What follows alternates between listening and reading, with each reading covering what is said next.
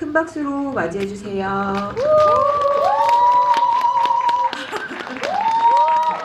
다시, 박수가 작아서 안 올라오시는 것 같아요. 다시 한번.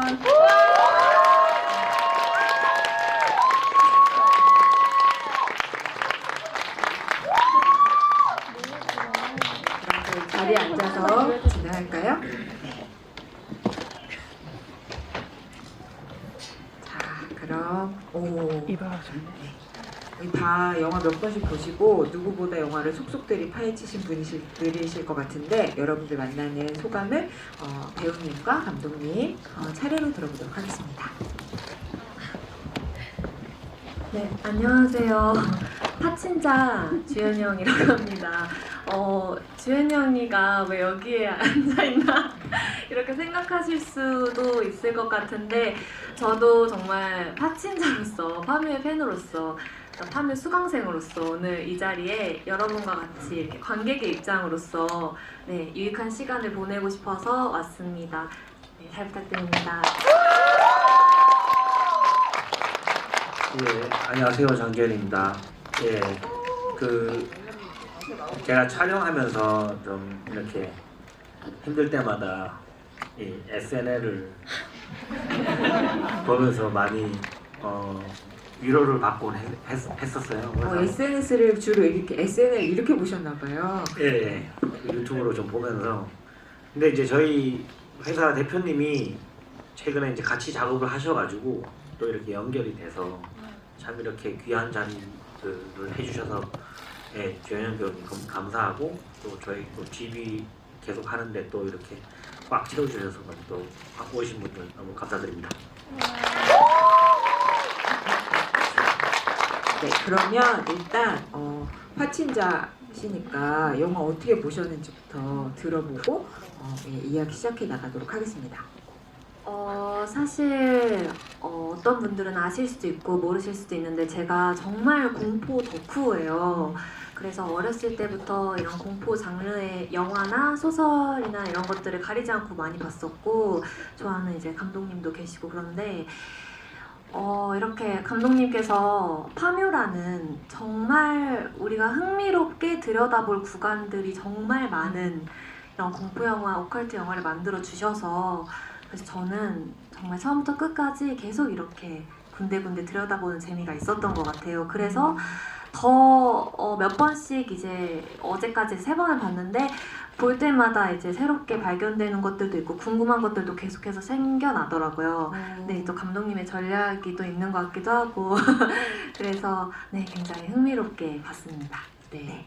아마 다 느끼시겠지만 영화가 이렇게 파헤칠 게 많고 이렇게 구덩이를 팔 게 많아가지고 그런 점들을 만끽하면서 봐주신 것 같고 그리고 그럼 근데 이거부터 여쭤보고 여러분들도 사실 궁금하고 질문하고 싶으셔서 여기 다 오신 거잖아요. 그래서 객석에 마이크를 넘기도록 하겠습니다. 근데 이 영화의 재미 중에 하나가 감독님의 그 영화를 쫀쫀하게 잘 만드는 재미 중에 하나로 꼽을 수 있는 게 그 배우들을 흥미로운 캐스팅으로 흥미로운 또 매력을 이 영화만의 매력을 또 잘 뽑아냈다는 점에 있을 것 같아요. 그 어느 배역 하나 어느 연기 하나 구멍이 있잖아요. 그리고 다른 어떤 영화에서보다도 어떻게 보면 되게 그 찰기와 끈적임이 있는 연기를 보여줬다고 할까? 그래서 배우 보는 눈이 남다르시다고 저면서 감독님 머릿속에 저 배우 나중에 어떻게 작업해보고 싶다고 하는 수첩이 있을 거라고 생각하는데 그런 눈으로 보시기에 SNL도 막 너무 열심히 보셨다고 하시니까 주현영 배우님 어떤 배우라고 생각하시는지 얘기 듣고 마이크를 객석으로 넘기겠습니다. 저는 이상하게 주현영 배우의 하관을 되게 좋아하거든요. 하관이요? 이런 감독님이 있어요. 네, 이렇게 보면 그래서 이상하게 주현영 배우 보면 약간 이렇게 뱀파이어 영화를 찍고 싶은 막 그런 느낌이 있어요. 좀 귀여운 뱀파이어 느낌을 좀 그런 생각을 한 번 살짝 한 적이 있습니다. 우와. 예. 우와, 이런 얘기 처음 들어보셨을 것 같아요. 그죠? 왠지 이렇게 딱 있으면 이렇게 송곳니가 있으면 되게 약간 좀 물리고 싶은 느낌? 예. 죄송합니다. 제가 전니가 있는데 아, 교정 저도 있어요. 할까 했는데 하지 말까요? 네? 그럼 교정을 하지 말까요? 예, 뭐 네. 그거는 제가 다음에 조심스럽게 말씀드리겠습니다. 아, 네. 주현영 배우님 송곳니의 운명은 어떻게 될지 기대해 보도록 하면서, 그리고 이 파묘 GB는 여러분들이 진짜 질문의 열기가 뜨겁다고 제가 누구보다 들어가지고 빨리 최대한 많은 질문, 그리고 감독님도 그랬으면 좋겠다고 하셨어요. 그래서 객석에 질문할 수 있는 기회 바로 드리도록 할 거고요. 그리고 감독님이 질문자분들한테 선물하고 싶으셔가지고 대기실에서 그 포스터에 사인하셨거든요. 그래서 그게 수량이 한 15개인가 준비되어 있다고 해서 최대한 질문하시는 분들한테 드리도록 하겠습니다. 네, 그러면 그 경쟁이 뜨거울 것 같으므로 매 같은 눈을 가지신 주현영 배우님이 첫 번째 질문자 골라주실 거니까 잘 보시고, 네, 그 제가 하나 둘 셋 하면 손 드세요. 아셨죠? 네. 제가요? 네, 고르세요. 제가요? 아, 먼저 고르는 질문 근데 왔다 갔다 하시죠. 네, 왔다 갔다 하려고. 네. 네. 왜냐면 그 네. 배우님이 여기 수첩에 궁금하고 물어보고 싶으신 것도 적어 오셨대요. 그래가지고 먼저 하시죠. 그거 먼저 할까요? 네. 아량? 대단 멋지시다. 네. 그러면 네. 손 좀 들어보세요. 네, 네, 네, 질문하세요. 네, 네. 질문하세요. 네, 감사합니다. 어떤 걸 먼저 질문드릴지 모르겠지만 혹시 이게 의미가 있는지는 잘 모르겠는데 그 승탑 앞에서 이화림과 오니가 대면했을 때 닭 울음소리가 2번이 나더라고요. 근데 보통은 이제 영화에서 닭이 울 때는 이제 동이 트기 전에 들리면서 뭔가 상황이 반전이 되거나 아니면 뭐 성경 속에서도 그런 내용 기록이 있잖아요. 근데 그런 어떤 내용들과 같이 어떤 의미를 담으신 게 있는지 아니면 네, 궁금합니다.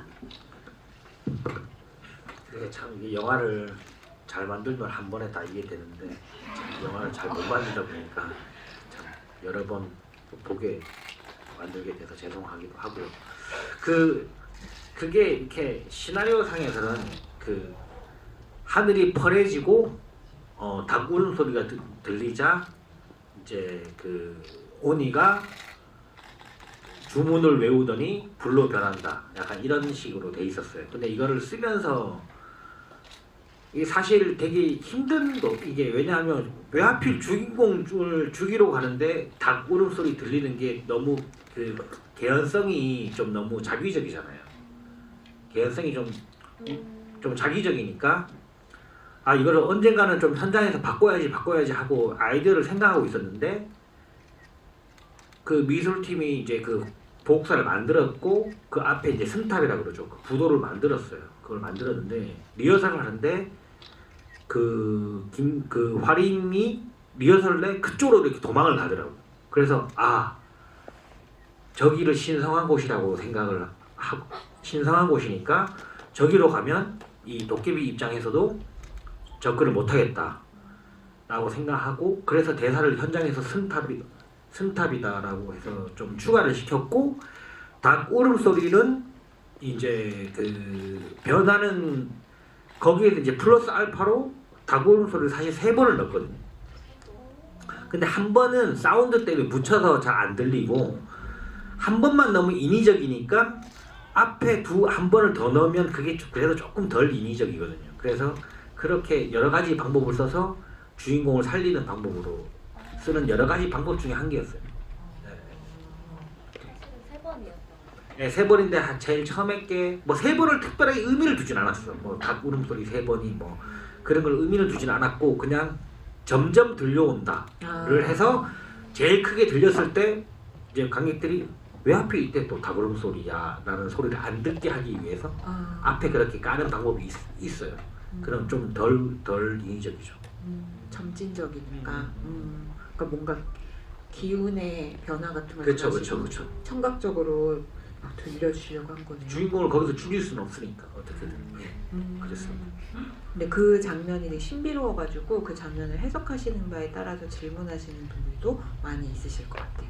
그러면 네. 이어달리기처럼 두 네. 번째 질문을 골라주세요. 제가 하나 둘 셋 할게요. 네. 네. 하나 둘 셋. 포스터 들고 그 그림 네, 밑에 네. 네. 네.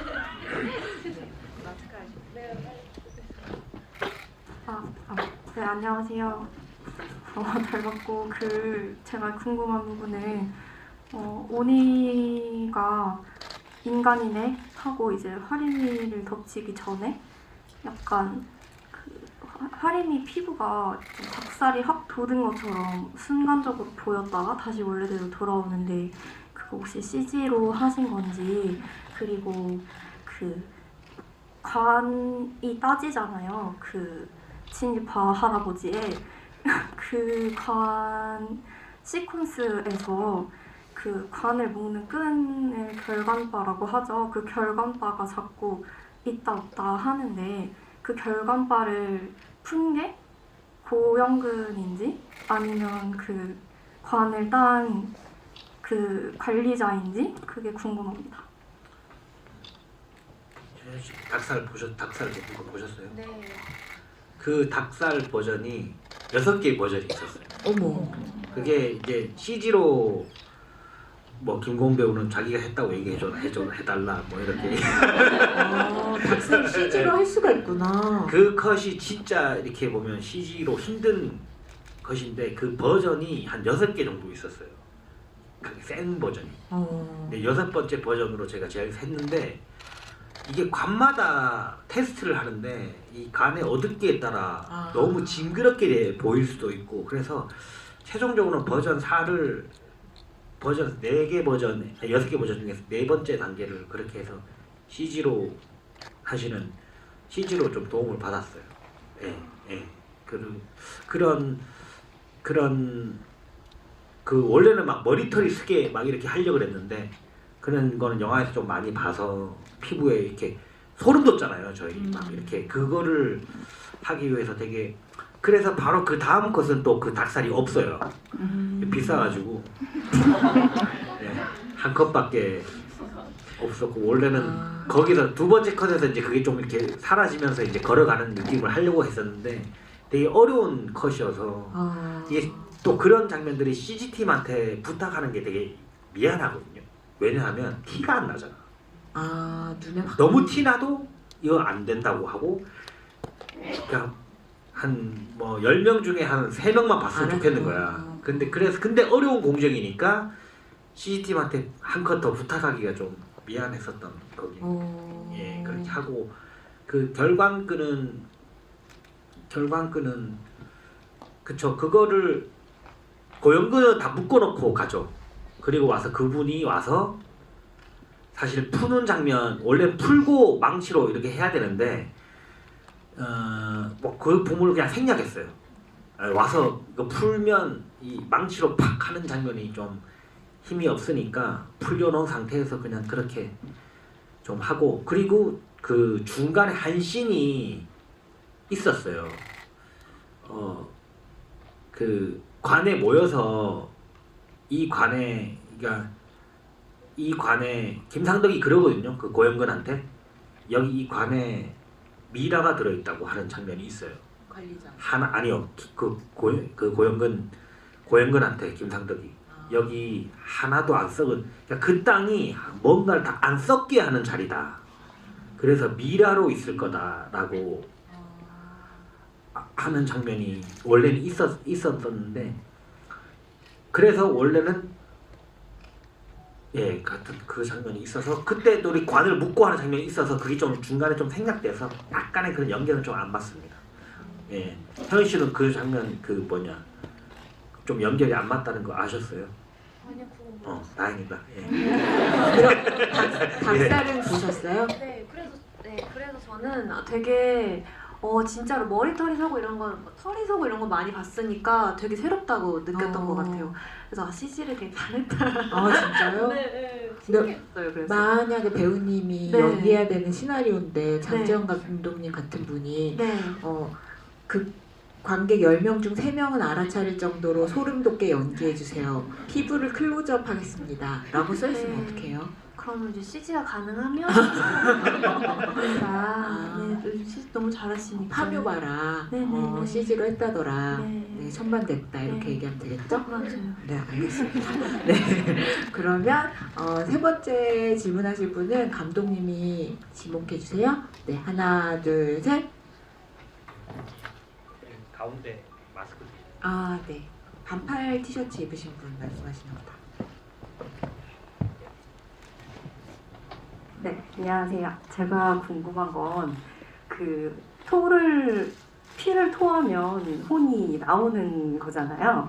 근데 이제 박지용이 토를 하고 그러면 사실 혼이 나가야 되는 게 정상인데 다음 컷에 보면 물을 막 마시고 있는 걸로 연결이 되거든요. 근데 예전에 감독님이 뭐 봉길이다 왔다 갔다 혼이 왔다 갔다 하는 씬이 있다고 하셔서 그게 빠져서 그렇게 맞아요. 되는 건지.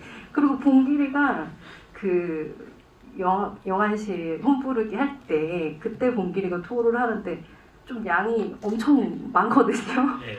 그래서 그게 이제 그냥 피가 아니고 이렇게 양이 많은 이유가 있는지 궁금해서. 예, 원래는 어떤 장면이 있었냐면 원래는 봉길이한테 영환 실의 혼이 먼저 안 가고 박지영한테 바로 가요. 그래서 비기가 되고 그리고 한국 시민 선사를 하는 중에 계속 홈부르기를 해요. 그래서 여기서 계속 혼을 당기니까 화림이나 봉길이가 거기 박지영한테 있는 혼을 계속 당기니까 확 빠져나가는 거야. 그래서 확 토하고 얘는 쓰러지고 봉길이한테 이제 혼이 가서 봉길이도 똑같이 그걸 이어받아서 한국 시민 선사를 하고 다시 봉길이가 또 놓치니까 저기서 얘가 갑자기 일어나서 물을 먹는다. 예. 그래 왔다 갔다 하는 거였는데 참 저도 그 씬이 되게 재밌어요. 되게 혼이 왔다 갔다 이렇게 하는 게. 근데 참 이걸 거의 최종까지 좀 넣을까 말까 고민했었는데 참 영화가 그때 기운이 다 빠져요. 너무 이렇게 쫀득해서 영화 전체적으로 볼 때는 뒤에가 너무 지쳐가지고 그냥 그렇게 좀 했습니다. 그럼 약간 1차 편집본? 1차 편집본은 러닝 타임이 얼마였어요? 2시간 20분에서 10분 사이 왔다 갔다 했던 것 같아요. 그래서 편집본이 한 8번 정도 결정이 났었는데 2시간 20분에서 근데 이 영화가 좀 약간 기가 빨리는 게 좀 있어요. 그래서 이제 너무 몰입해서 봐야 되니까. 그리고 그래서 좀 피로도가 있어요. 영화를 보는 게 관객들도 에너지를 쓰거든요. 그래서 그걸 적당하게 배분을 좀 해야 되는데 그래서 좀 그랬던 게 있었고 봉길이 토하는 거에 대한 양은 좀 많이 토하긴 했죠. 그렇죠. 많이 토했는데 그거가 이제 이게 특수효과로 하거든요. 특수효과로 펌프 주시를 하는데 그때 펌핑이 너무 잘 돼가지고 많이 나왔어요. 아, 그게 그랬는데, 물리적으로 현장에서 펌핑이 잘 돼가지고 확 너무 많이 나와서 근데 토사물 색깔 고르는 게 진짜 어려워요. 아유.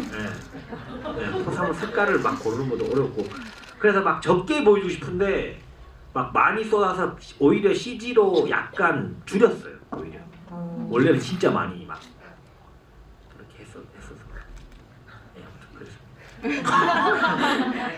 근데 너무 신기하다. 이게 찍고 안 들어간 컷인데도 이렇게 그 영화를 좋아하시는 분들이 영화를 보다가 그런 어떤 틈들을 다 찾아서 영화에 안 들어간 장면을 다시 막 이렇게 소환해내는 것 같은 그런 느낌이 있네요. 오게티가 다 걸리는 거죠. 사실 오게티 못 찾았어요. 저는 다행이네요. 근데 감독님도 은근 즐기시는 것 같은데 오게티 찾아주는 거를 이렇게 얘기할 수 있게. 엄청 많은데 얘기를 안 하는 겁니다. 아, 정말. 네, 뭔가 누가 찾아주기를 즐기는 보물찾기 하는 것 같은 그런 기분도 들고. 그러면 다음 질문자 제가 고를게요. 하나, 둘, 셋. 네, 이쪽으로 한번 갈까요? 맨 앞에 계신 하늘색 셔츠 입으신 분께.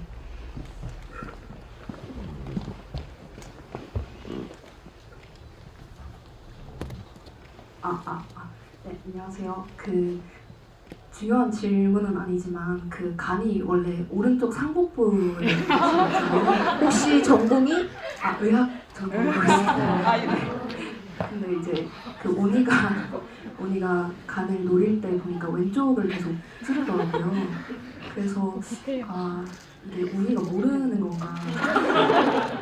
그리고 스님께서 이제 봉기리 위에 올라타가지고 간을 가져갔다고 하는데 그게 정말 간이 가졌을지 의문이 들어서요. 근데 그 장면에 보면 저는 그래도 자신 있게 얘기할 수 있습니다. 예, 그게 되게 커뮤니티에 누가 올려놨길래 저도 그 스텝이 보여줬는데 간이 약간 오른쪽에 있잖아요. 근데 이 오른쪽, 그러니까 보통 가운데를 찔러서 오늘 꺼내자, 가운데를 찌르자라고 원래는 하죠. 근데 봉기리를 이렇게 영화에 보면 봉기리를 찌르려고 하다가 잠깐 주춤하는 장면이 있어요. 그 장면 혹시 그 커트를 기억하는지 모르겠는데 보셨어요? 이 손이 이렇게 있다가 손이 옆으로 이렇게 돌아가. 오니가 중간에 손을 이렇게 가운데로 있다가 손을 이렇게 옆으로 돌려서 봉기리 그 왼쪽을 찌르잖아요. 찌르려고 하다가 문신이 있으니까 비껴서 일로 넣어서 집어넣으려고 했던 거죠. 네. 간의 위치 왜냐하면 봉기리 이쪽엔 다 문신이고 하니까 원래는 손을 이렇게 주춤하고 이렇게 왼쪽으로 돌려서 이렇게 해서 집어넣으려고 하다가 집어넣으려고 한 거죠. 그래서 문신을 피하다 보니까 봉기리에 오는 그 왼쪽을 찌르는 걸로 했습니다. 원래는 우리가 계속 가운데를 넣으려고 하고, 그리고 김상덕도 배를 약간 왼쪽에 찌르잖아요. 근데 그게 우리 가운데 찌른다고 했는데 이 실제 분이 혹시 그 장면을 기억나시는지 모르겠는데 이렇게 그 민식 선배 얼굴을 잡는 장면이 있어요. 근데 그때 뭐라고 할까, 제가 그 장면을 왜 넣냐 하면 원래는 안 그런 설정이었거든요. 원래 목을 그때 잡는 장면인데 그때 민식 선배가 연기를 너무 잘하셔서 이렇게 눈만 보는데 그 손을 보면, 또 최민식 선배가 얼굴이 작은 편은 아닌데 손이 진짜 커요. 그 실제 우리 그 농구 선수 그 분이 손이 진짜 제 2배예요. 김병호. 손이 너무 커서 이렇게 집어넣는 장면이 되게 뭐라고 할까? 위협적이었어요. 네, 좀 어려웠어요. 그래서 그 얼굴 잡는 장면에 이렇게 보시면 손이 진짜 크다는 걸. 그게 주는 약간 그로테스크함 같은 걸 담고 예, 손이 너무 있었구나. 크니까. 예, 예. 그래서 그런 장면을 넣었던 것 같아요. 그게- 아무튼 오니가 좀 문신 때문에 주춤해서 왼쪽을 찔렀다. 이렇게. 의학도로서 이제 과학적으로 납득이 가십니까? 네, 갔다 의학도를 납득시켰다고 합니다. 현영 씨도 네. 질문 많은데. 근데 제가 배우님한테 여쭤봐도 돼요? 네, 배우님 뭐 파친자로 영화를 보셨다고 하지만 어쨌든 연기를 하시는 배우님이니까 저는 연기 안 해봤지만 제가 연기 안 한 사람 입장에서 봐도 너무 연기가 재밌고 누가 나한테 저런 이색적이고 색다른 역할 맡기면 정말 재밌게 할 것 같다고 배우들이 보면서도 탐낼 만한 영화라고 저는 생각했거든요. 그래서 만약에 배우님한테 파묘 시나리오가 왔는데 뭐 진짜로 성별과 뭐 나이의 제약 없이 내가 원하는 캐릭터를 고를 수 있다면 어떤 캐릭터 하고 싶다고 생각하셨어요? 어떤 역이 보면서 가장 매력적이다 하고 싶다고 생각하셨어요? 저는 고민도 없이 바로 고민도 없이. 이화림. 네. 저는 뭐 실제로 그런 샤머니즘에 관심이 있기도 하고 늘 그 무당이라는 존재에 대해서 늘 그 신비감과 흥미로움을 가지고 있었는데 늘 제가 연기하고 싶었던 캐릭터들은 다 그런 어떤 제 궁금증과 관심에서 그러니까 다 비롯돼서 이렇게 만들어지는 것 같아요.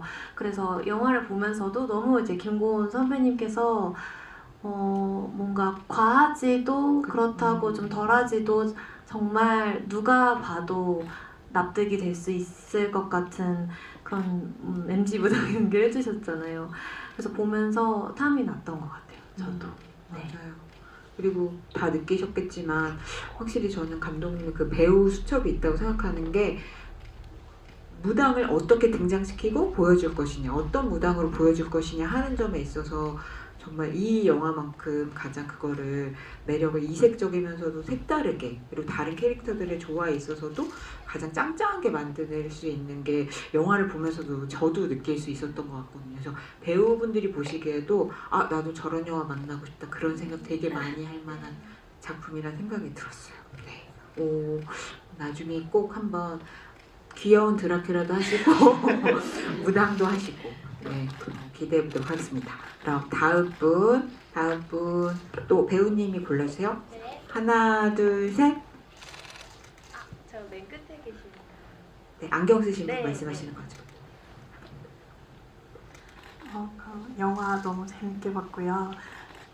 저도 중요한 질문은 아닐 수 있는데 그 할머니가 그 나중에 이제 화림이 위험할 때 할머니가 나타나서 구해줬잖아요. 그래서 운이가 그 할머니를 좀 더 무서워하는 이유가 그 땅에 원래 있던 주인이라고 생각해서 그런 건지 아니면 뭔가 다른 힘을 느껴서인지가 궁금하고요.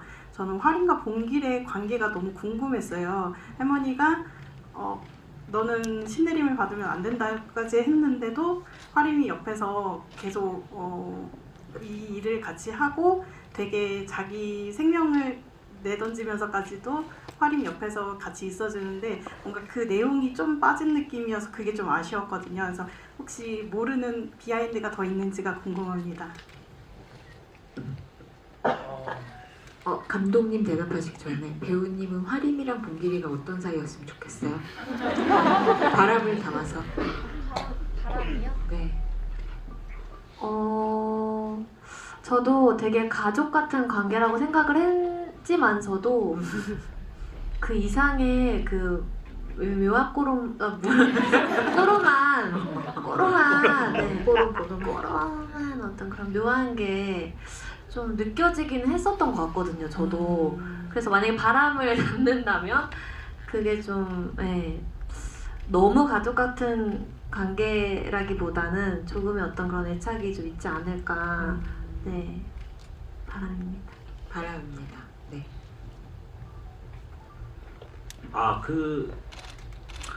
사실 화림의 할머니 같은 경우는 이제 몸주신이라고 그러죠. 그 화림이 어떻게 보면 신줄의 근원인 뭐 외할머니일까 그냥 친할머니일까 뭐 이런 고민이 좀 있었는데 그런 할머니가 이렇게 지키고 이렇게 있고 근데 오니가 참 이게 영을 뭐가 더 세다 이렇게 더 세다 이렇게 말하기가 저는 좀 애매하긴 해요. 근데 그 오니의 입장에서는 사실 오니 같은 경우는 두 개 다 있는 거잖아요.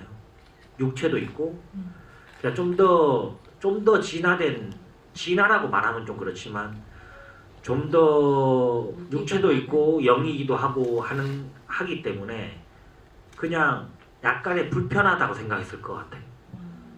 그래서 사실 두렵다기보다는 그 할머니가 두렵다기보다는 할머니도 할 수 있을 만큼 자기가 해줄 수 있는 게 그 정도이다라고 생각했지 아니면 구덩이 안까지 쫓아와서 뭘 해줬을 것 같긴 해. 그냥 오니 입장에서는 되게 좀 불편한 그 정도이지 않을까라고 생각해서 그 정도까지밖에 못 보여드렸었던 것 같고 그 다음에 화림과 봉길은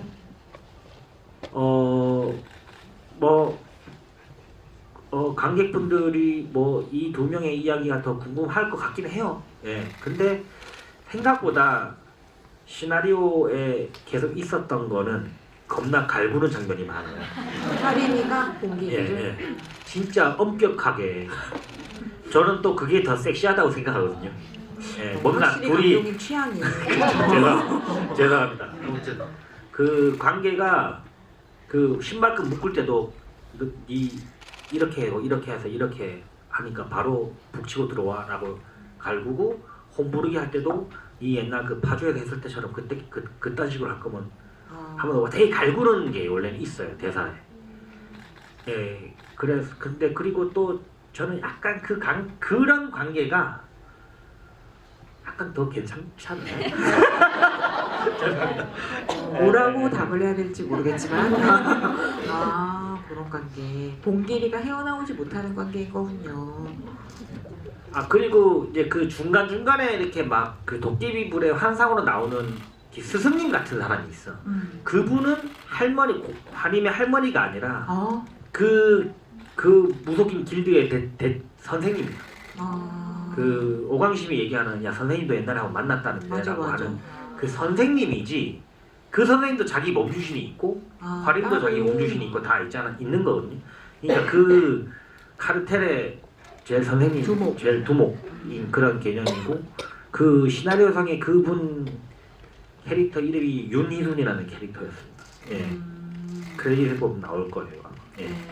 그러면 그 궁금해하실 것 같긴 한데 저도 그래서 영화 보면서 다시 보면서 느낀 건데 그 특히 화림이 이제 오니와 관련해가지고 그런 이제 막 뭐 자기 앞에 환영이 스쳐 지나가는 게 특히 화림이한테는 그게 다 왜 보면 자기가 애기 이렇게 견습생처럼 그거 할 때 장면들이 막 예. 지나가잖아요. 그리고 그런 장면들을 다 이렇게 추려서 이렇게 추측을 해보면 화림이가 그 밑에서 약간 그 선생님한테 오니 얘기를 들은 적도 있는 것 같고 일본에 갔었던 적도 있는 것 같고 약간 이런 느낌. 그래서 이렇게 환영이 스치는 그 스케치 장면에서 우리가 추측할 수 있는 비하인드 스토리, 화림의 비하인드 스토리도 감독님이 설정해 놓으신 게 있을 것 같다고 생각했거든요. 예, 그 시나리오 상에 그 원래 병실에서 이제 그 김상덕이 일장 연설을 하잖아요. 이거 뭐 해야 된다. 그런데 하림이가 근데 방법을 모르는 거야. 그러면서 하림이 잠깐만요 생각 좀 해볼게요 하고 자기 옛날에 그 일본에서 할 때 굳이 말하면 빗자루 정령이죠. 그 빗자루 정령이랑 할머니가 아니 그 자기 선생님이 그렇게 했던 거를 상상하는 장면이 있어요. 그래서 그거를 한 3회 이 영화가 80m차 찍었는데 3회차 정도에 찍었어요. 그래서 이게 스케치 그때 그래서 되게 많이 찍었어요. 그 김고은 배우 또 오랜만에 영화 하는 거여서 되게 많이 찍었어요. 되게 그 막 진짜 막 일본인 엑스트라들 그 보조 출연들 해서 막 일본어로 노래 부르고 막 뒤에 있고 막 진짜 이렇게 막 성대하게 찍었어요. 근데 굳이 그거가 이제 굳이 그렇게 설명적으로 줄 필요는 없을 것 같다라고 찍는 중에 속으로 생각을 했어요. 그래서 그냥 이 영화 찍다 보면 그 느낌이 오거든요. 이거 들어가면 되게 설명적일 것 같다. 거기서 갑자기 내 옛날에 이렇게 했으니까 이렇게 하면 될 것 같아요 라고 하는 게 좀 너무 설명적일 것 같아서 되게 그냥 이 뒤에 나오는 막 말피 뿌리고 막 하는 그런 장면들을 파편적으로 넣어서 그냥 관객들한테 너무 낯설지 않게만 표현하자고 해서 그 원래는 도깨비불 장면에 안 넣으려고 그랬는데 거기에 그걸 넣었어요. 그냥. 그래서 화림이의 환상이 좀 더 길어요. 맞아요. 다른 분들에 비해서. 근데 그래서 화림의 환상이 소스가 풍부해서 맞아요. 네, 맞아요. 그걸 보면서 뭔가 저렇게 다 그 왜 보면 애기 머리 같은 거 다 내리고 애기 무당인 것처럼 해서 막 나오잖아요. 그래서 왜 이렇게 소스가 풍부하지? 뭔가 있는 것 같다 이런 생각이 들더라고요. 알겠습니다. 네, 또 얘기해 주실 분, 네, 여기 앞에서도 손 드신 분 있어가지고 뒤에서 마이크 드릴게요.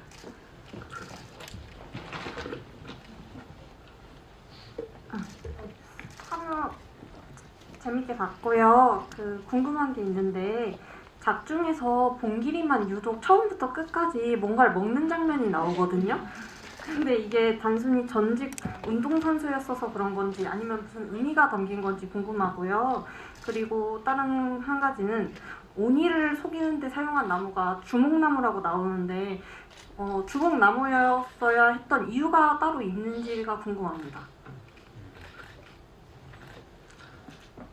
처음에 질문했을 때 봉길이 그 봉기 같은 경우는 그냥 이런 배우랑 얘기할 때 생각보다 대사가 초반에 많이 없어요. 네, 그래서 이제 자칫하면 좀 뻘쭘한 그냥 옆에 서 있는 약간 그렇게 되거든요. 그렇게 보일까봐 우려도 좀 있었고 그리고 좀 껄렁해 보였으면 좋겠다는 생각을 둘이 얘기하다가 처음에 이제 비행기 장면 찍을 때 자기가 감독님 이거 한번 먹어볼게요 이러더라고. 그 비행기 타면 주는 땅콩 있잖아요. 그걸 미술팀이 세팅을 해줬는데 그걸 먹는데 먹을 때 이렇게 목 있는 데나 이렇게 근육이 움직이는 게 되게 매력이 있더라고요. 네. 그래서 그리고 또 좀 껄렁해 보이기도 하고 그래서 그거 먹게 하고 차에서도 물 먹고 병실에서도 음료수 마시고 그다음에 의열장에서 가서 혼자 고기 먹고 뭐 이런 그렇게 계속 그렇게 좀 캐릭터를 좀 껄렁하게 좀 했었던 것 같고 그다음 두 번째 질문이 뭐였죠? 온이를 속이는 나무가 주몽나무이네요. 그거는 제가 모독인 선생님이랑 태백산 산신제에 갔는데 제사를 지낼 때 그 산에 제사를 지낼 때 나이가 제일 많은 나무에 찾아가서 해. 나이가 제일 많은 그게 이 산의 주인이라고 그러더라고요. 그래서 주몽나무. 그거를 이제 주인나무라 해서 그 주몽나무라고 부르시더라고요. 그래서 그 산에서 제일 대장이죠. 예. 그 나무에 이렇게 했습니다. 배우님 수첩에 아까 살짝 보니까 빼곡하던데 또 묻고 싶거나 전하고 싶으신 감상이 있으면. 기회를 가져가도 될까요? 네. 심지어 수첩의 앞에 고양이에요. 팬분이 주신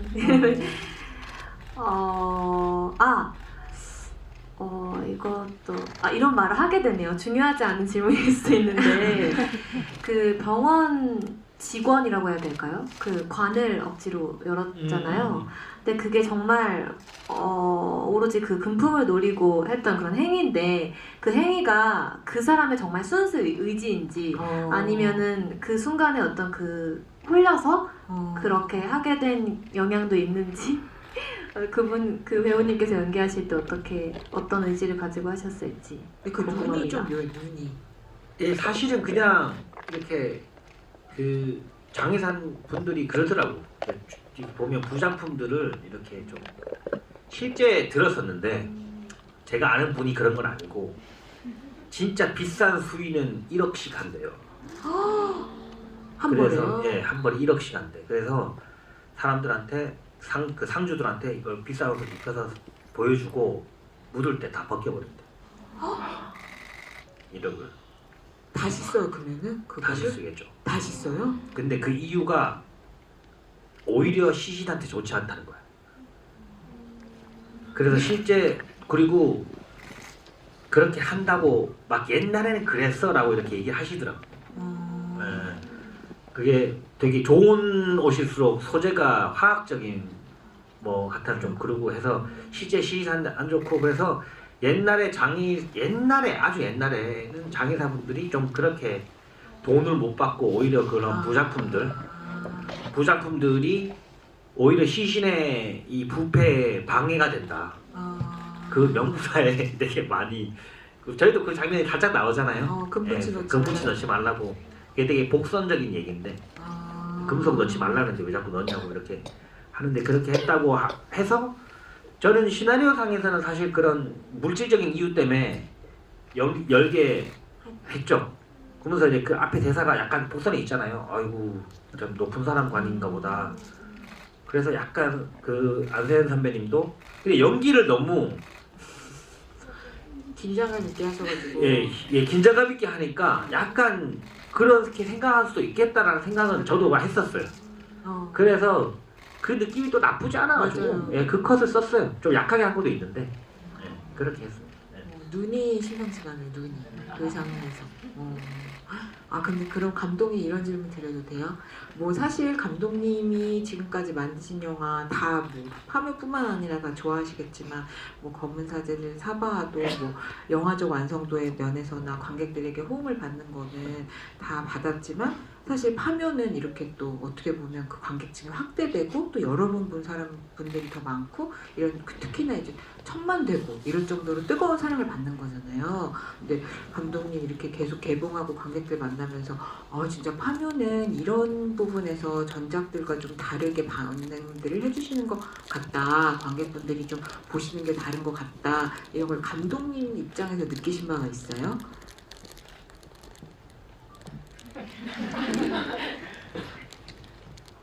네. 근데 진짜 파묘는 뭐 매번 얘기하는데 참 매니악한 영화라고 생각하고 되게 미안한 마음에서 만들었어요. 되게 굉장히 이 영화가 후반부에 가면 다 너무 마니악해서 많은 사람들이 싫어하겠구나.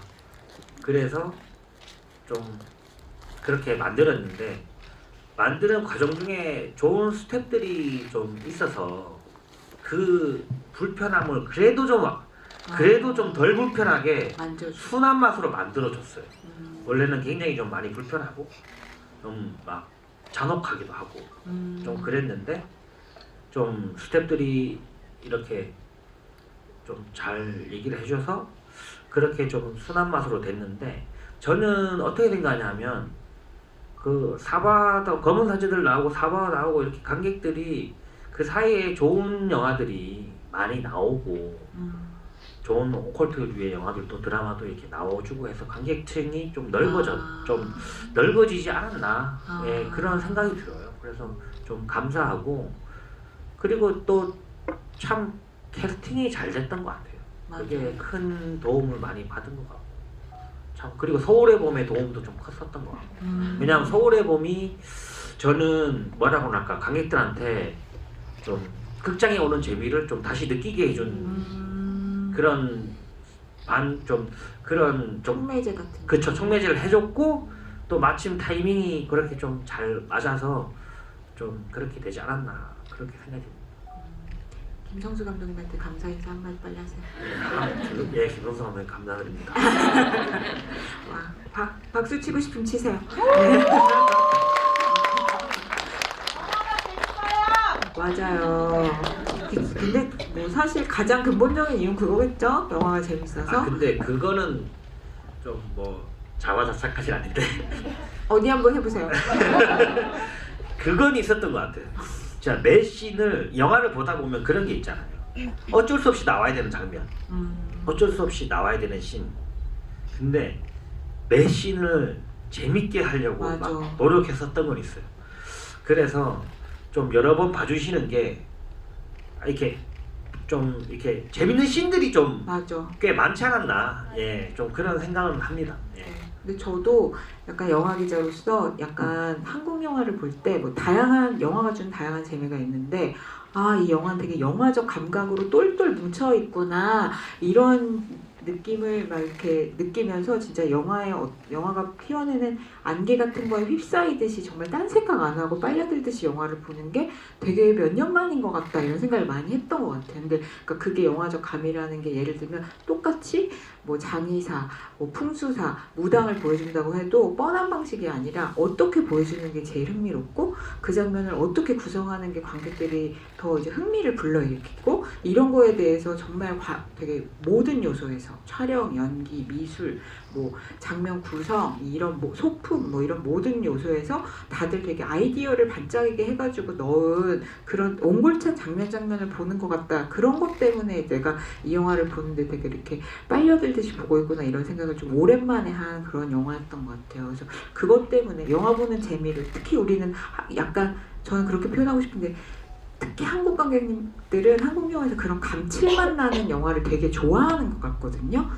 막 그 맵고 달고 짜고 시고가 다 있는 영화 안에 근데 그런 느낌이지 않았나 이런 생각이 좀 많이 들었어요. 그래서 저도 재밌게 봤다. 아마 다 같은 마음이실 거다. 이런 말씀 드리고 싶고 근데 그렇다면 배우님께 여쭤볼게요.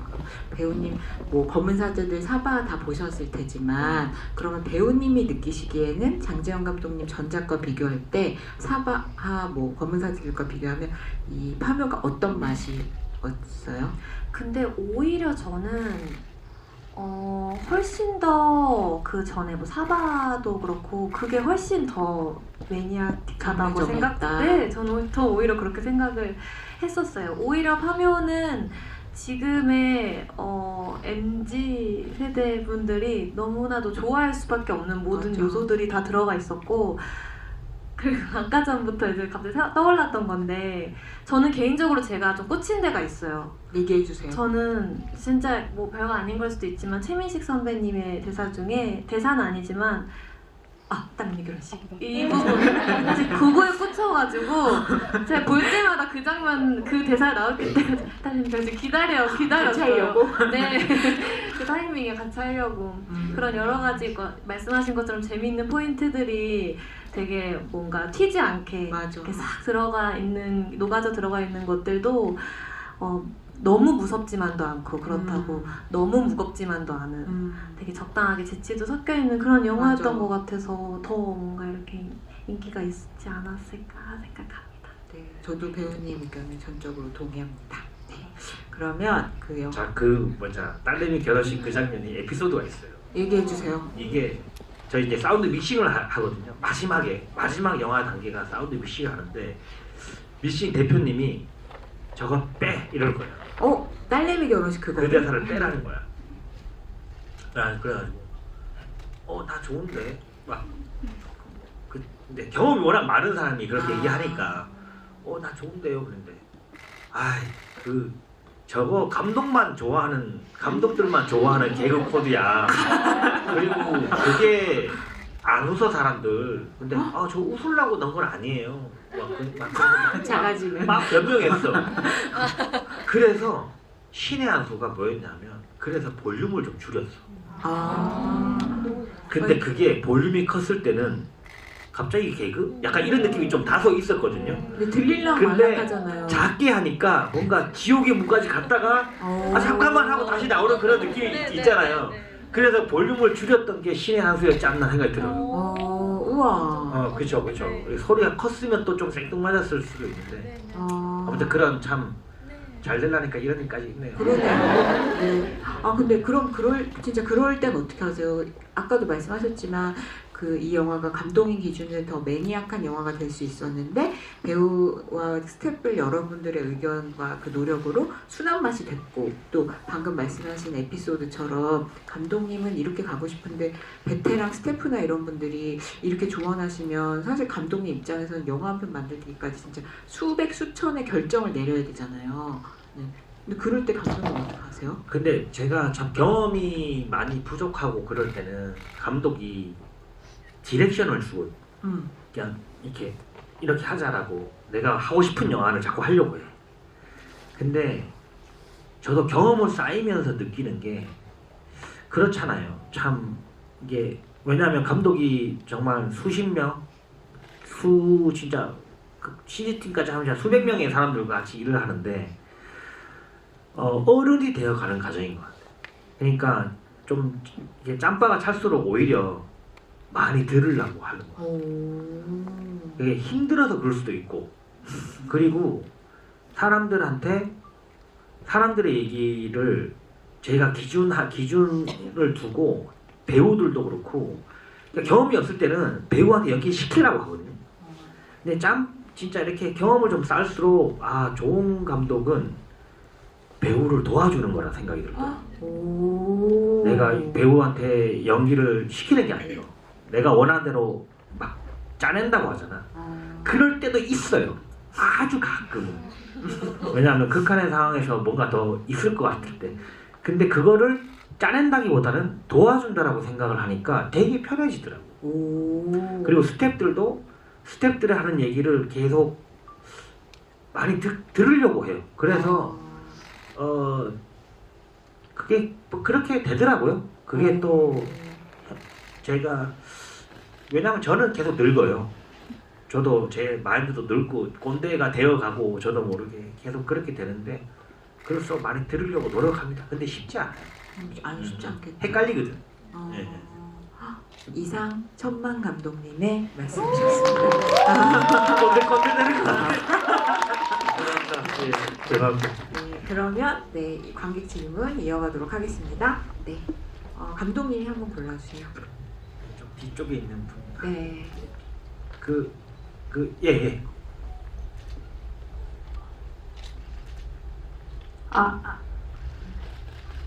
처음 영화를 볼 때 가장 불안했던 장면이 보급소에 있는 강아지가 죽을까봐 제일 불안했거든요. 근데 다행히도 살아있더라고요. 근데 가장 가까이 있던 짐승은 사실 돼지가 아니라 그 강아지였잖아요. 근데 왜 돼지의 간은 뺐는데 강아지의 간은 빼지 않았는지, 그 강아지가 품종이 진돗개라서 우리나라 토종견이라서 그것과 관련이 있는지 질문하고 싶습니다. 예, 그 시나리오 쓸 때부터도 그렇고 그 개가 이름이 미스봉이에요. 미스봉이란 개인데 거기 진짜 절에서 키우는 근데 강아지예요? 저도 죽이냐 살리냐 진짜 고민이 많았는데 그래 심지어 이렇게 시체까지 만들었었어요. 네, 시체까지 이제 만들으려고 했었어요. 어떻게 될지 모르는데 근데 웬만한 건 좀 그 미스봉이 되게 어떻게 보면 그 하얀 진돗개가 상징하는 게 있잖아. 저는 좀 그렇거든요. 하얀 진돗개가 뭐라고 할까? 되게 우리의 친근한 그런 그래서 이상하게 안 죽이고 싶더라고. 네, 원래는 막 그래서 원래는 보살님이 이불을 피다가 개가 죽는 소리를 듣고 나간다. 시나리오예요? 시나리오에서는 그랬었어. 원래는 시나리오. 근데 너무 그래서 그냥 쾅쾅 부수는 소리로 해서 나가고 그래서 개가 죽어 있는 걸 보고 뒤돌아보니까 지붕 위에 엄청나게 큰 사람이 서 있다. 그렇게 하려고 했었는데 그 개는 좀 상징적으로 너무 죽이기가 싫더라고. 그래서 그렇게 했습니다. 미스봉이는 잘 있죠? 예, 잘했습니다. 자꾸 꼬리를 흔들어서 힘듭니다. 왜냐면 개를 연기시키면 짖는 건 잘하는데 개를 짖게 할 때 그 개를 이제 트레이닝하는 분이 카메라 뒤쪽에서 개한테 막 이러면 그 개가 그 사람을 보고 짖게 연습이 된 거잖아요. 근데 꼬리를 흔드는 건 어쩔 수가 없어. 짖어도. 네, 짖어도. 그거는 참 힘들어요. 네. 그것까지 할 수 있으면 뭐 영화 찍지 말아야죠. 또 얘기해 줄 분? 네, 그럼 중간쯤 가볼까요? 여기 가죽 재킷 입으신 분께 드립니다. 손 한 번만 계속 뒤에서 여기서 드릴게요.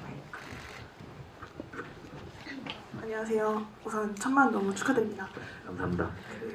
좀 여러 가지가 있는데 처음에 연근이 장의사를 찾아갔다가 토를 하는 장면이 나오잖아요. 그게 왜 토하는 장면이 나오는지 궁금하고요. 그리고 금강경을 다 외웠다라고 하는 대사가 있는데 사실 다른 GV에서 뭐 질문이 들어왔을지도 모르겠는데 저 그 대사가 왜 들어갔는지 그럼에도 불구하고 이거 문신 이런 거 좀 피해 가려고 하잖아요. 왜 들어갔는지 궁금하고요. 그리고 이거는 영화 외적인 질문이 될 수도 있을 것 같은데 사실 저는 공포 영화를 굉장히 못 보고 파노드를 지금 2번째 봤는데요. 공포 영화를 만드시고 또 좋아하시잖아요. 그런 어떤 매력이 공포 영화에 있기에 또 만드는 데 재미 느끼시고 또 매니아들이 생기는지 궁금합니다. 끝에서부터 질문을 드리면 답을 해주셔야죠. 근데 현 씨는 봤을 때 이거 공포 영화라고 무서우셨어요? 무서운 영화지만 네. 무섭진 않았어요. 그렇죠. 그래서 저도 항상 그렇게 생각하거든요. 무서우려고 그러니까 방향이 두 개인 것 같아요. 무섭게 하려고 만드는 영화가 있고 만들었는데 조금 무서울 수는 있다. 저는 무조건 후자로 영화를 만들어요. 그리고 저한테 있어서 영화의 검은 사제들부터 시작해서 단편 영화부터 해서 저는 가장 중요하게 스태프들한테도 제일 많이 얘기하는 게 긴장감이에요. 그래서 공포 영화로 사실 진짜 공포 영화를 별로 안 좋아하거든요. 그래서 공포 영화로 접근을 하진 않았어요. 제가 뭐 어디 미디어에도 얘기했는데 공포 영화로 만들려고 처음엔 했었어. 그러면 주인공이 박지영이라는 캐릭터가 주인공이 왜냐하면 무조건 당하는 이유도 없이 당하는 사람이 주인공이어야지 공포 영화를 효율적으로 할 수 있거든요. 근데 뭐 이렇게 코로나 막 팬데믹 오고 이래서 이런 영화는 더 이상 관객들한테 안 보여주고 싶더라고요. 왜냐하면 저는 그때까지 다 마스크 쓰고 극장에 올 거라 생각했거든요. 코로나가 끝나지 않을 거라 생각을 했어요. 관객들한테 그렇게 답답하고 우울한 이런 무서움만 주는 그런 찝찝한 공포 영화를 만들면 정말 너무 쉬웠을 것 같아요. 오히려. 근데 관객들한테 그런 영화를 보여주기 싫더라고. 그래서 되게 완전 다른 색깔의 영화를 만들게 된 것 같아요. 그게 좀 해서 공포 영화로 접근을 하지는 않았었던 것 같은데 다소 그런 서비스를 해주려고 했었던 것 같아요. 몇몇 장면에. 네, 아무튼 좀 그렇게 했었고 원래는 김상덕이 그 무덤에서 도망쳐가지고 시나리오에서는 짜장면을 먹어요.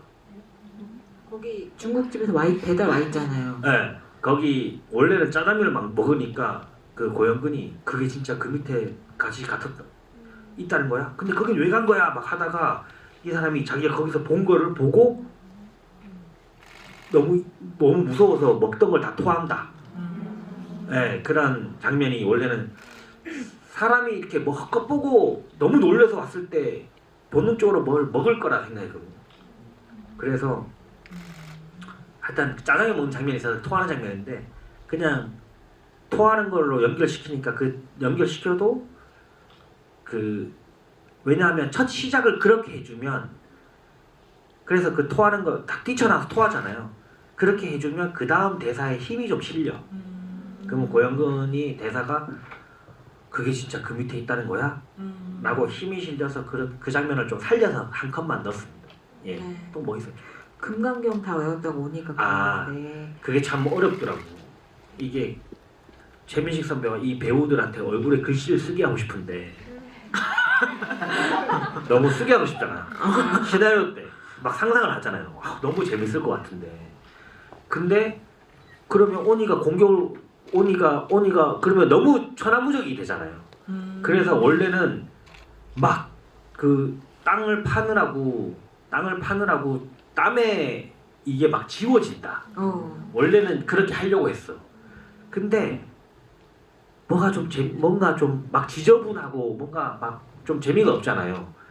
그런데 제가 그 제일 좋아하는 영화 중에 그 드라큘라라는 영화가 있어요. 그 몇 년도? 게리 올드만 나오는 아. 2000년도 영화, 99년도인가? 아무튼 그런데 그 영화에 보면 진짜 제가 좋아하는 장면이 그 박쥐로 변해서 이렇게 있는데 신부가 와서 십자가를 확 이렇게 들이대요. 그때 뱀파이어는 십자가면 장땡이잖아요.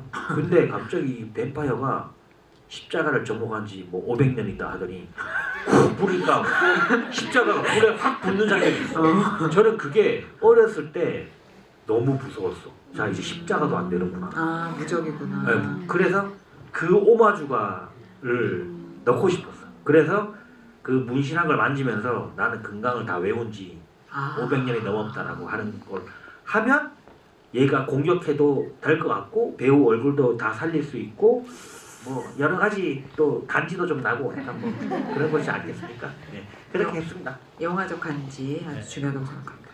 네, 그러면 또 얘기해 주실 분 뒤로 갈까요? 네. 저기 주황색 니트 입으신 분께 드릴까요?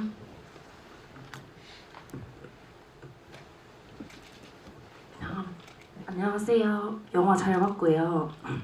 제가 궁금한 거는 그 도깨비 노래 봉길이 원희한테 당하고 나서 그 무당 세 분이 모여서 도깨비 노래 부르는 씬 있잖아요. 거기서 막 전라도 사투리를 쓰시면서 상황극처럼 하는데 그게 도깨비 노래가 원래 그런 식으로 진행이 되는 건지 뭐 교본 같은 게 있는 건지 그게 좀 궁금해가지고 여쭤보려고. 그 혹시 배추도사 무도사 보셨어요? 그 제가 원래는 그 장면이 없었는데 이 시나리오 쓸 때 그 장면을 어떻게 만들까 고민하는데 배추도사 무도사를 보면 거기서 그 하름과 오름과 하름인가 라는 그 제주도 챕터가 있어요. 제주도 도깨비가 나오는 챕터가 있어요. 그게 전래동화 같은 거거든요. 전래동화예요. 네. 거기 보면 그 꼬마애들 2명과 꼬마의 아빠가 돼지고기랑 시루떡을 무덤에 갖다 놓고 자기네끼리 상황극을 해. 그러면 얘한테 빙의가 돼서 도깨비가 야 그러면 언제까지 어떻게 하겠다 그러는 장면이 있어요. 근데 이제 아들이랑 그걸 보는데 딱 영감을 받았어요. 거기서. 근데 실제 그래서 조사를 해보니까 제주도의 영감놀이라고 하거든요. 그게 연극처럼 이렇게 막 셋이서 하다 보면 갑자기 어느 날 갑자기 주인공 배우가 자기 뜻하지 않은 말이 막 나오는 거야. 내가 왜 그 어느 집에 갔었는데 어느 집에 거기 아프게 한 거 내가 한 거야? 뭐 이렇게 그 자기가 예상치도 않았는데 툭툭 나오는 그런 영감놀이라고 하더라고. 제주도에 나오는 그런 상황극을 그래서 그거를 차용을 해서 이제 그 박자에는 충청도 그다음 화림은 그 전라도 선영 선배는 어쩔 수 없이 경상도죠. 선영 선배는 예 그냥 예 너무 영덕분이어가지고 경상도인데 한 개의 에피소드는 원래는 화림이 충청도였어. 그리고 이제 그 박자애가 전라도였는데 고은 씨가 자기 변산 때 전라도를 했었는데 자기 너무 잘할 수 있다. 그러니까 마침 그 박자애도 자기도 충청도가 더 낫대. 그래서 바꿨어요. 그래서 이제 전라도로 그렇게 하고 세 명이 그렇게 하는 걸로 바꿨습니다. 배추도사, 무도사. 그에 대신 보자마자 이 영화에 큰 영향을 미쳤구나 라는 장면이 몇 개 있을 겁니다. 게리 올드만 나오는 드라큘라부터 배추도사, 무도사까지 여러 군데서 영감을 하셨는데 집에 가서 친구 3명이랑 모여가지고 한번 해보세요. 전라도 전라도. 그러다 갑자기 다른 말이 나오면 죄송합니다. 네, 그럼 질문하실 분 배우님이 골라주실래요? 네. 하나, 둘, 셋.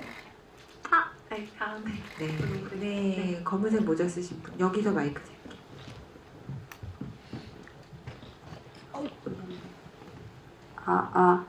네, 천만 축하드리고요. 네, 두 분께 공동 질문 드리고 싶은데 일단 주현영 배우님은 딸내미 결혼식 말고 참여하면 가장 기억에 남는 장면 한 장면이 무엇일지 그리고 그 다음에 감독님께는 관객분들에게 가장 기억에 남았으면 좋겠는 장면이 무엇인지 그게 가장 공을 들여서 이건 아니면 가장 의미가 있어서 이건 어떤 의미에서든 상관없이 네, 감사합니다. 혹시 감독님만 저는 제일 좋아하는 시퀀스가 두 번째 관을 꺼내고 쿵 떨어지거든요. 그리고 나서부터 음악이 탁 시작이 돼. 되게 영화에 저음을 너무 쓰고 싶었는데 그때부터 둥둥둥둥 하는 음악이 시작되고 밤에 이 관을 싣고 내려오는 이 차들의 행렬 그 다음에 혜진 선배가 도대체 어디로 가는 거야 막 하고 그 시퀀스를 저는 막 가슴이 콩닥콩닥거려요. 그 장면이 그리고 여기 오신 김에 제가 시나리오를 나중에 혹시 뭐 기회 되면 나오게 되면 보시면 좋은데 그 진짜 멋진 대사가 원래 있었어요. 원래 오늘 준다는 게 아니고 하림과 봉길이가 그 관을 싣고 내려오는데 한 컷씩 있어요. 근데 그때 원래 대사씬이 있어요. 대사씬이 왜 그 화림이가 그래 야 네 관에서 뭐 느껴지는 거 없었냐? 라고 하니까 아무렇지도 않던데요? 라고 해. 그러니까 하림이 이 선생님 돌아가실 때 마지막에 했던 말 기억나냐? 하니까 뭔데요? 그러거든요. 아무것도 안 느껴질 때가 제일 위험한 것이다 라고 하고 저 관을 탁 봐요. 그러니까 봉길이는 짬이 안 되니까 이 관에서 아무것도 안 느껴지니까 그냥 꺼내자고 한 거야. 근데 하림이는 그 나중에 대사를 하거든. 아무것도 느껴지는 게 없다고. 원래 영이 느껴져야 되는데 무속인이 아무것도 안 느껴지니까 너무 무서운 그걸 하는데 분위기가 없는 게 더 그냥 표정으로 다 해결이 됐다 싶어서 그 장면을 서프로 좀 나중에 기회 되면 DVD 때 넣어도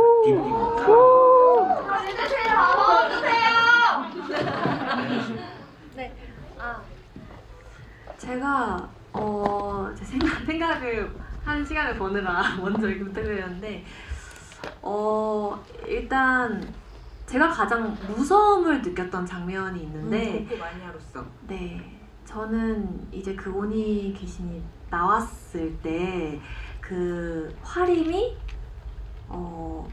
오니 귀신과 첫 대면하는 장면이 있잖아요. 밖에서 발자국 소리가 들리고 발이 발이 탁 보이고. 나오고 화림이 거기서 어떤 순발력을 발휘를 해서 나는 인간이 아닙니다 라고 얘기를 하고 그 대화를 나누는 장면이 되게 저는 엄청 무섭고 신비롭게 느껴졌던 것 같아요.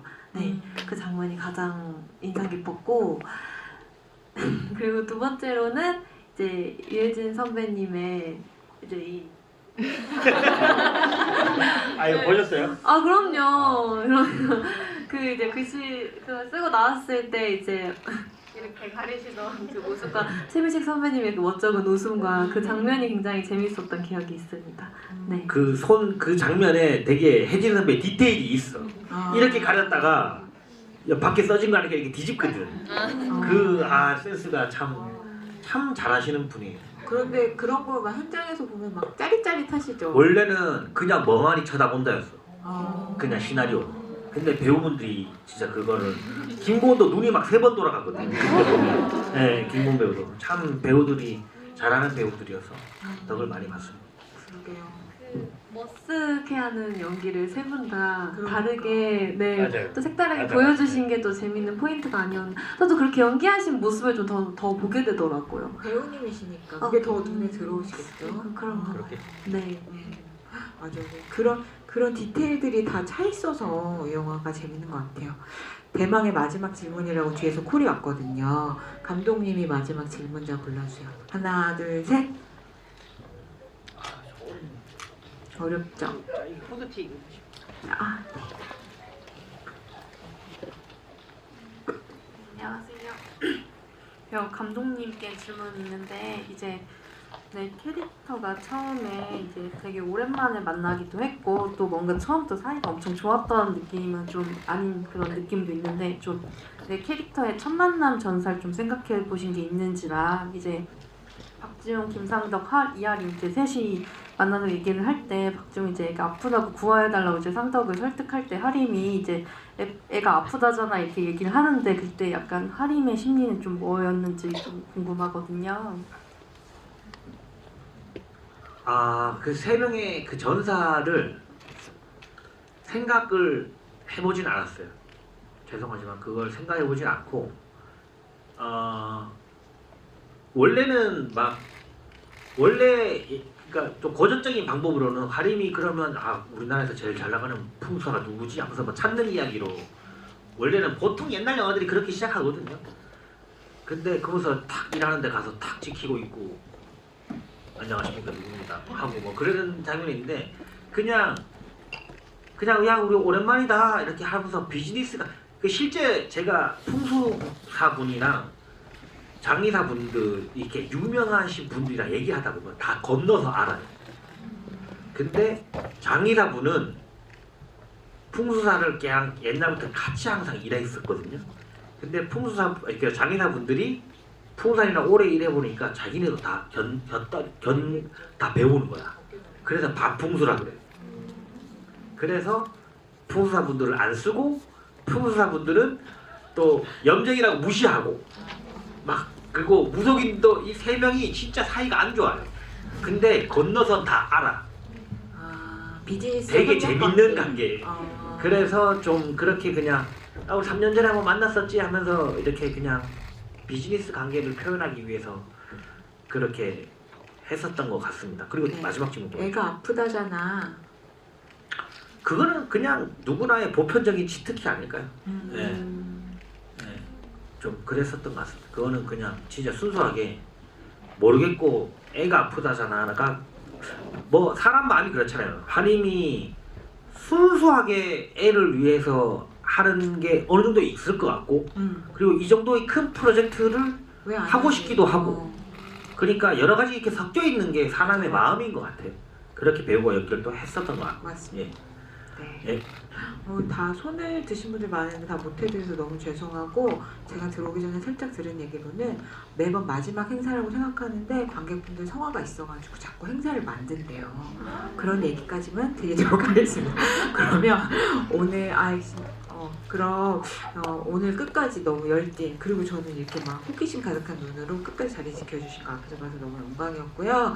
두 분께 마지막으로 인사 말씀 듣고 마무리할 건데 배우님은 또 이제 곧 개봉하는 영화 있으니까 홍보도 좀 해주시고 감독님은 진짜요? 그럼 감독님이 어디 한번 해보시고 그리고 감독님 진짜 1000만 되고 나서 처음으로 관객분들 만나신 건데 1000만 딱 넘으니까 아침에 눈 뜨면 세상이 달라 보이는지 1000만 감독 된 기분이 어떤 건지 같이 좀 묻어서 얘기해 주세요. 못 믿으시겠지만 저는 한 600만 정도 되면서부터 그냥 감합니다. 그리고 저는 또 그 이 양지의 햇빛이 그렇게 편한 사람은 아니거든요. 보기와는 다르게. 예. 그래서 이제 다시 좀 음지로 이제 가려고 하고, 그리고 오늘 아무튼 그 준영 배우가 이제 지금 촬영을 끝낸 그 괴기 열차라는 아주 재밌는 영화가, 제가 감독님이랑 또 친하고 그런데 그 지금 이제 편집을 마치고 올해 중반기에 개봉을 준비하고 있습니다. 저도 뭐 GB를 그때 같이 감독님이랑 같이 오. 셋이 꼭 같이 약속? 그때 양지로 한번 나오죠. 약속하세요. 예, 약속하세요. 예, 예. 그때 양지로 그때 양지로 한번 나와서 하니까 여러분도 관심 많이 가져주시고, 그리고 파묘도 사랑해 주셔서 너무 감사드립니다. 예.